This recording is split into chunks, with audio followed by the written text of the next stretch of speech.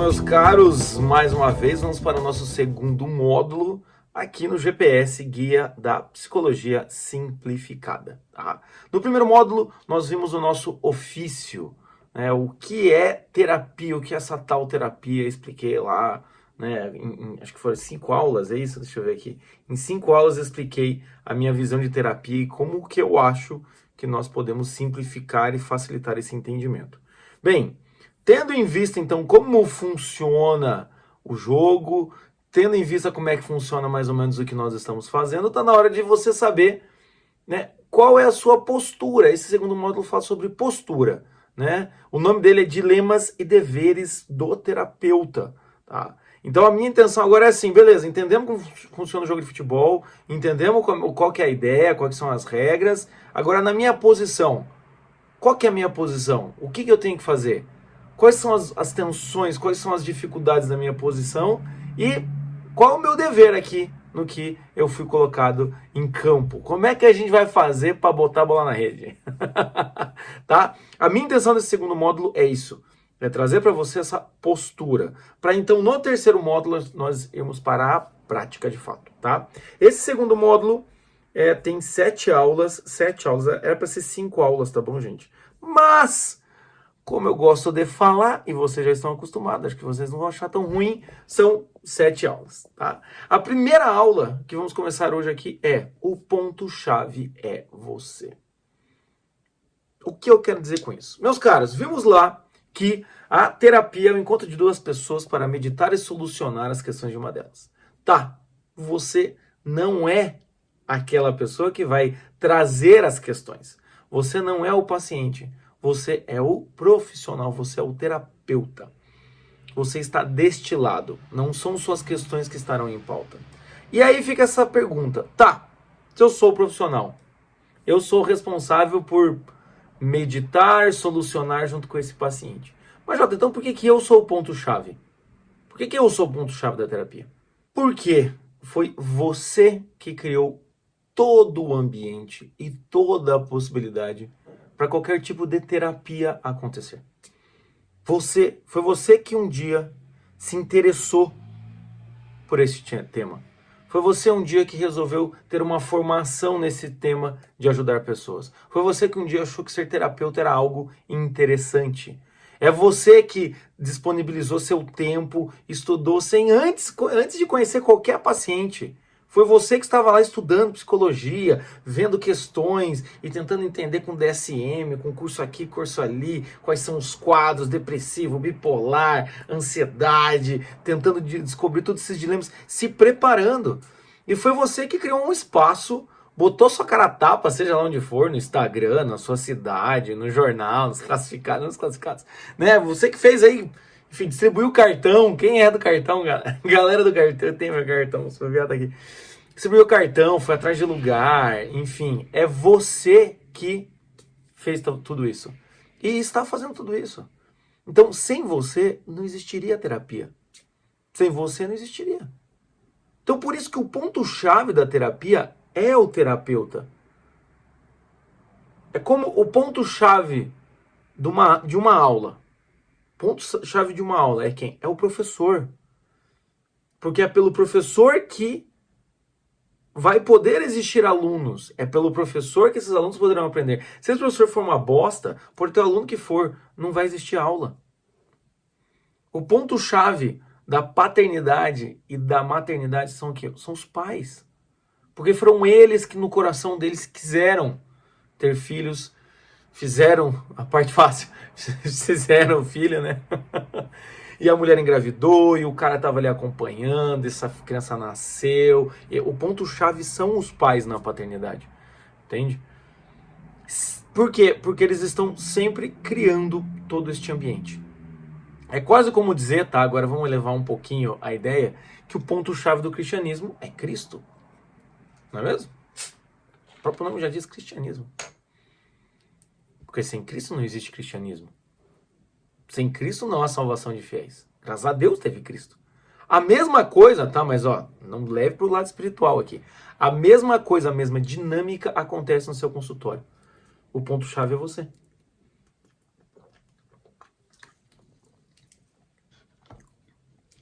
Tendo dito isso, então, o que acontece é que a terapia ela vai passar por você. A terapia vai passar por você. Como passar por mim, Jota? Ela vai passar por você e não vai passar por você simplesmente como profissional, como muita gente gostaria que fosse. Muita gente gostaria que a terapia fosse o quê? Eu estudava, entrava em consultório, aplicava tudo no meu paciente. Mas não acontece, né? Por quê? Porque nós estamos numa área de humanas. Sim, mas também por quê? Porque o seu pessoal, quem você é enquanto pessoa, importa tanto quanto quem você é enquanto profissional. Essas duas coisas são equivalentes quando se trata de terapia, tá? Tem um post que eu fiz chamado Nome na Porta. Depois vocês dão uma olhada lá no Instagram, né? Vocês estão vendo que tudo que eu venho fazendo no Instagram é para combinar nesse curso aqui. Vocês estão vendo, né?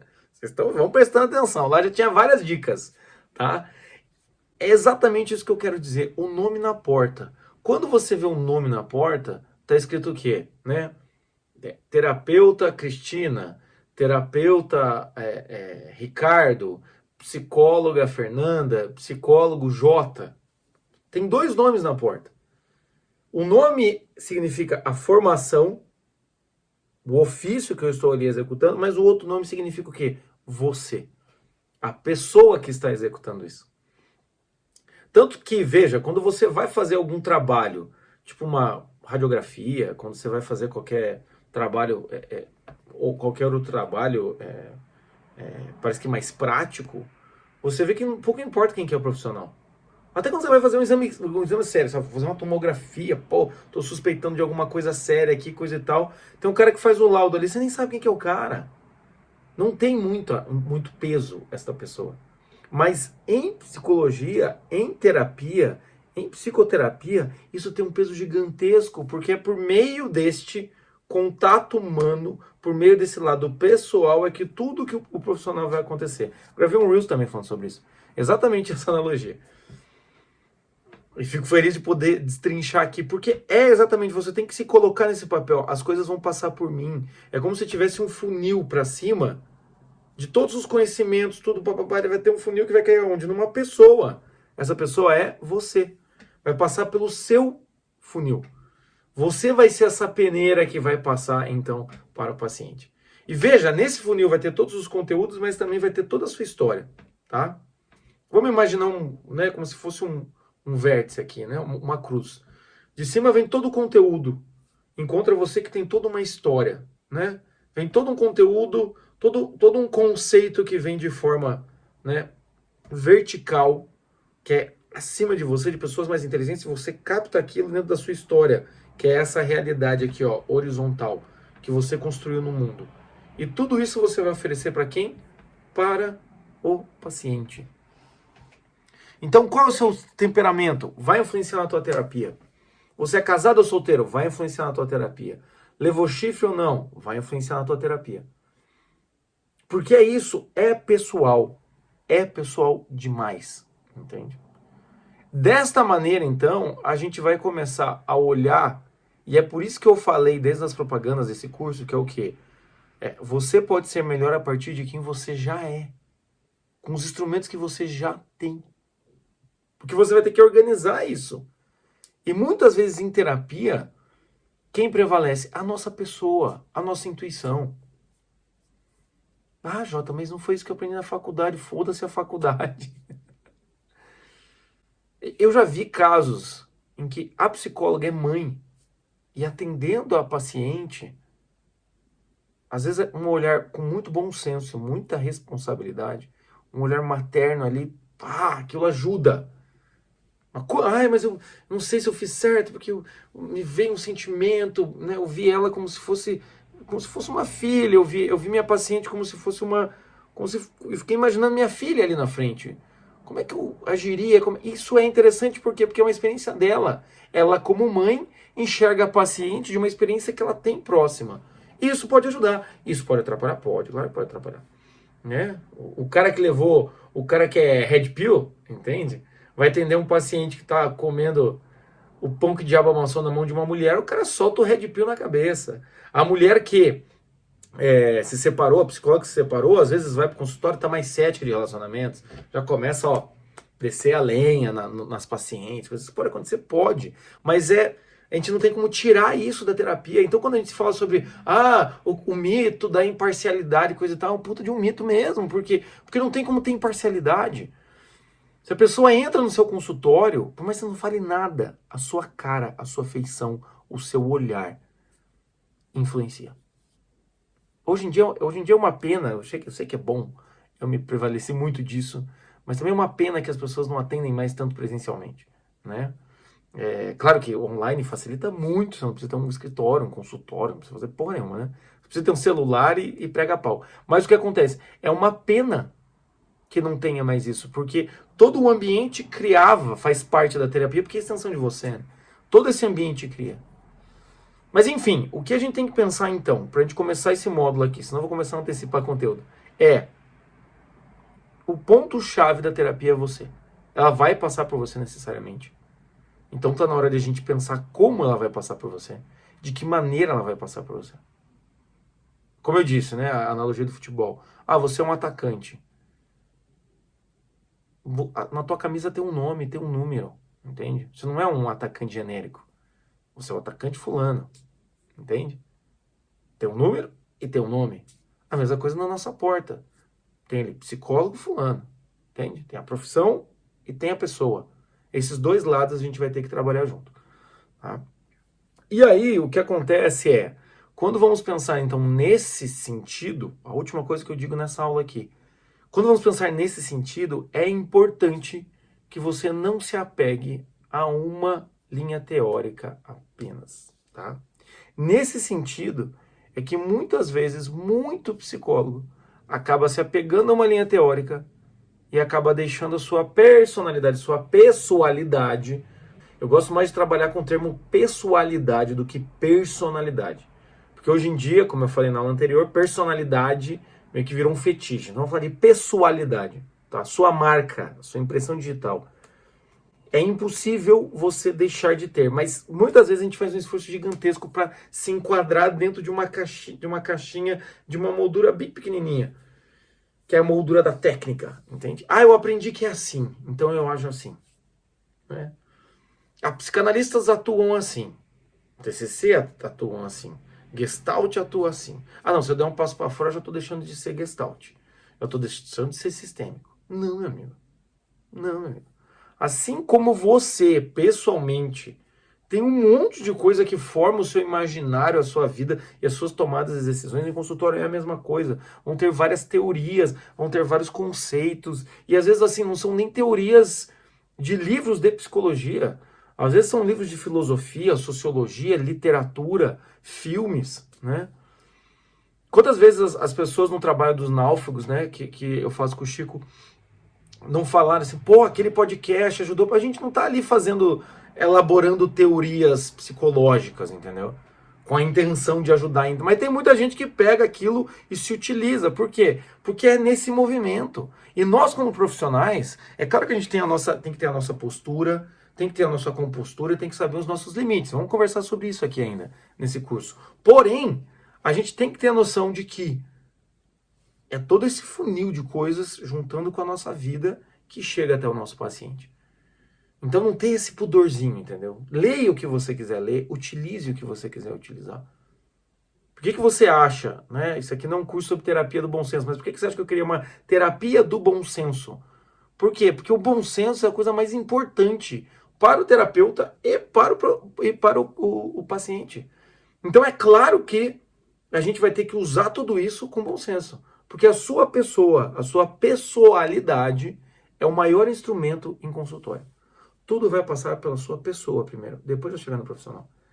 Quando um psicólogo recebe o paciente, tudo bem, seja bem-vindo, coisa e tal, não é o profissional que está ali, é a pessoa. Quem está cumprimentando a mão dele é a pessoa. Quem está falando é a pessoa que está falando. Se você consegue, desde o primeiro momento, ser extremamente profissional, eu acho que você está perdendo alguma coisa. Porque daí você está perdendo essa intuição, essa capacidade de de dizer as coisas, você está perdendo essa capacidade de se expressar, né? Muitas vezes, como eu já disse aqui, muito raciocínio, muita mentalização, você acaba perdendo o quê? A intuição. E isso é uma perda gigantesca. Muitos profissionais acabam fazendo isso. Em prol de uma técnica limpa, crua, acabam perdendo a capacidade de improvisação e de intuição e de espontaneidade em consultório. É quase como, quem é músico acho que vai entender. Tem gente que é muito bom em executar. Quando eu era criança, eu estudei na Escola de Música e Belas Artes. É uma escola de música clássica aqui de Curitiba. E eu acho que ela é municipal, né? Acho que é da cidade. E lá é conhecida por ser o berço de onde saem os instrumentistas, né? As pessoas formadas em instrumentos que vão tocar em orquestra. Só que o que muita gente diz é que a pessoa sai muito bem tecnicamente, mas não tem o feeling. Não tem o feeling criativo, a improvisação, a habilidade, a marca pessoal. Não, executa muito bem. É ruim isso? Não é ruim, se você quiser executar muito bem as peças. Mas, por outro lado, às vezes você precisa um pouco mais dessa malemolência, desse swing, entendeu? Dessa habilidade em improvisar, ser criativo e tudo mais, que nessa escola não ensinava. Então, muitas vezes a gente entra numa escola como um músico entra nessa escola de música e belas artes. Chega ali, senta, toca a aba do começo ao fim, perfeito, execução perfeita. Mas cadê a marca da pessoa?